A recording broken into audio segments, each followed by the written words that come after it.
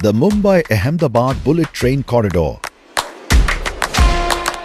features the most challenging 135 kilometers elevated part in Maharashtra. Includes the construction of 7 mountain tunnels through rugged terrains of the Sahyadri mountain ranges. In this part, the project will feature its longest river bridge across the Vaitarna river, while the heaviest bridge in the entire project will span the Ulhas river.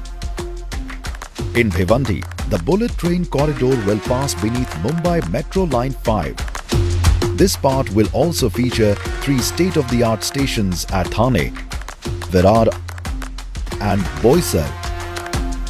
Integrate rail crossings, advanced Shinso pile technology, construction of wildlife passage and facing many more challenges. The elevated section of the Mumbai-Ahmedabad bullet train in Maharashtra stands as a testament to the unwavering dedication and bold innovation